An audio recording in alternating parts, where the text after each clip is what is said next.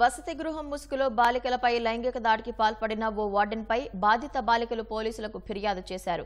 ఫోటోషూట్లంటూ ఆశ చూపి మాయమాటలు చెప్పి లైంగిక దాడికి పాల్పడేవాడని బాధితులు ఆరోపించారు. ఏలూరు డీఎస్పీ శ్రావణ్ కుమార్ బాలికల వసతి గృహాన్ని పరిశీలించారు. నిందితుడు అతడికి సహకరించిన వారిపై పోక్సో చట్టం కింద కేసులు నమోదు చేస్తామన్నారు. ఆయన వచ్చేసేసి అక్కడే ఉండిపోవడము, స్మోకింగ్ చేయడము, ఫోటో స్టూడియో అని చెప్పి నమ్మించడము, చిన్న పిల్లల్ని తీసుకెళ్లి బాపట్ల సైడ్ తీసుకెళ్లి బాయ్స్ హాస్టల్ తీసుకెళ్లి రూమ్ తీసుకొని పాడు చేయడము, బలవంతంగా వద్దు వద్దు అన్న చేతులు కట్టేసి మరి చేస్తున్నాడు. ఒప్పుకుంటేనేమో అలాగ అంటున్నాడు, ఒప్పుకోపోతేనేమో అదే చెంప మీద కొట్టేసేసి జుట్టు పీకేసేసి ఈడ్చుకొచ్చి మొక్కలు దండ వేపిస్తున్నాడు. నైట్ చిన్న చిన్న విషయాలకు కూడా సీరియస్ అయిపోతున్నాడు.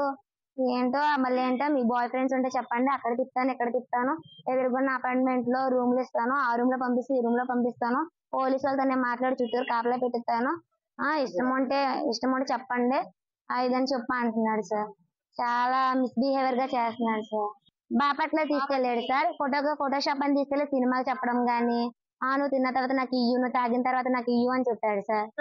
చెప్పిన తర్వాత నువ్వు తింటాను నువ్వు తినకపోతే నేను తిన్ను అని చెప్పి వద్దు వద్దు అన్న చెప్పి కారు అక్కడ ఆపేసేసి నువ్వు ఒప్పుకుంటేనే కారు తెస్తాను లేకపోతే కారు తీను అని చెప్పి బలవంతం చేసేసి 5-6 తీసుకెళ్ళాడు సార్. తీసుకెళ్ళిన తర్వాత మమ్మల్ని ఏం చేయలేదు సార్. ఆ పిల్ల మా గురించి ఆయనకు తెలియదు సార్, అందుకే మేము వెళ్ళలేదు. ఈసారి తను తెలియదు కదా సార్, తను మాత్రమే తీసుకెళ్ళాడు.